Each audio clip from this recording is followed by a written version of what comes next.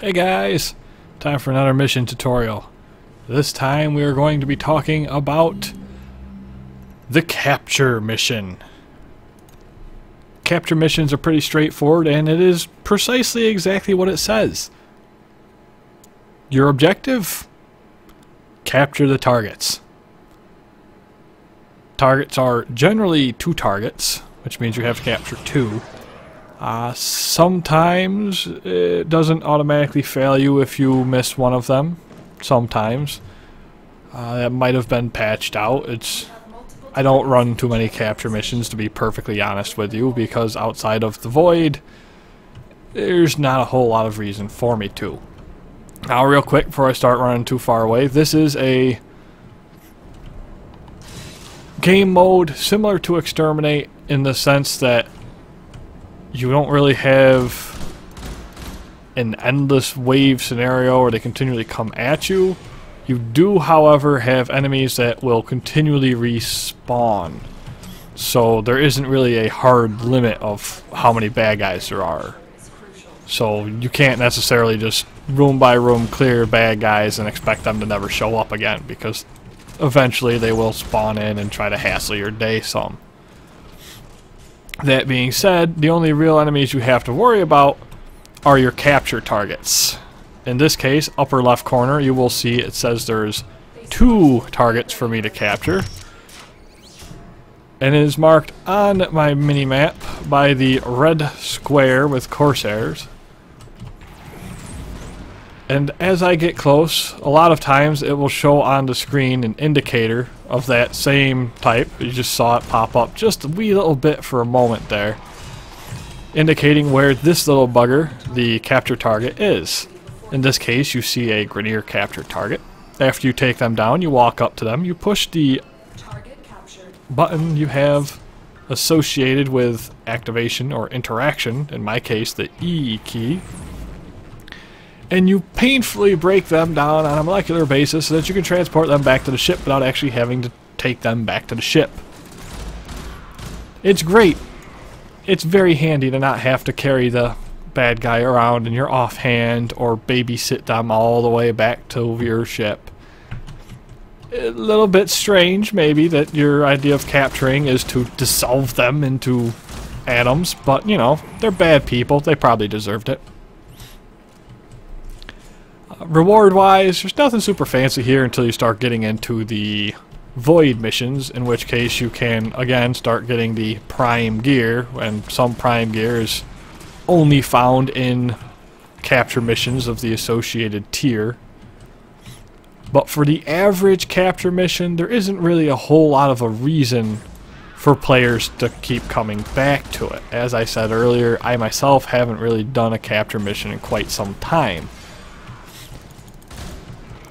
That being said, it is still a lot more laid back than, say, a survival mission or a defense mission. The biggest moments of intensity here are when you close in on your capture target, because they will run away, and if they get far enough away, they can lock themselves in bunkers and otherwise escape your grasp, causing you to fail the mission. These are easily soloable, however, as you can see from me doing it right now, as long as you have something that can deal a good amount of damage to that capture target when you reach them.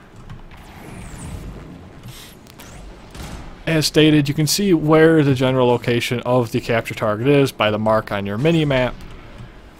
And generally speaking, when you get close to the area of the capture target, you will see an on-screen little display prompt, if you will. That'll be right there. You can see it. 57 meters tells you how far away he is, so that you know exactly where you gotta go. And then you just have to get this guy before he runs away. Which, they do have some sneaky moves, like you saw him right there kind of knock me over. Sometimes they will go invisible. But that's all there is to it. I mean, you find the number of dudes marked clearly on your map, you go and you kill them, and then you're good to meander your way to extraction at your own pace. The biggest difficulty here is killing the capture target, because if you don't kill them quick enough, they can get away. Granted, the game is relatively lenient in the amount of time you have to kill said person, but the fact is still there that you do have to kill that person in kind of a set amount of time or else they'll escape, and you don't want that. There isn't any real particular frame that makes these missions super easy. I mean, everything can do these just fine. If you wanted to go through and just ignore all the bad guys, I suppose something with invisibility would be great. If you wanted to kind of just be able to meander through and ignore most of the bad guys, something like a rhino with his iron skin would probably be great. But for the most part, this is one of those nice missions where you can be any frame you want, and it'll still go pretty much just as smoothly as with another frame. This will, of course, get harder as the enemies get harder and you do it at higher levels, which, of course, you can bring a group and it'll increase the odds of the enemy getting downed by gunfire or weapons fire and being picked up. As always, playing with a group is usually the easier way of doing it. That being said, it's perfectly reasonable to solo these missions.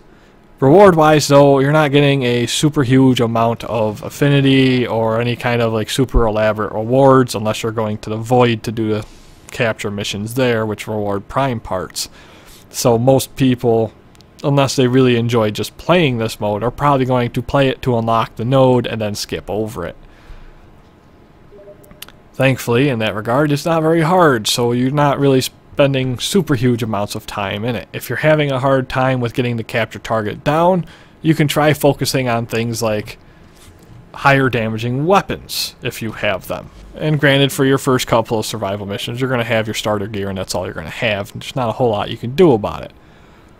But there are things that you can do. For instance, if you picked like your Excalibur frame and that's all you have is Excalibur, using his ultimate move will do some good damage to the target. If you use your blind, it may stun the target, giving you a couple of precious more seconds to keep plugging him with everything you got.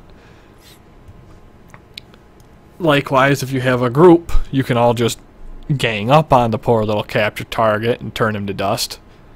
So you don't really have too much to worry about.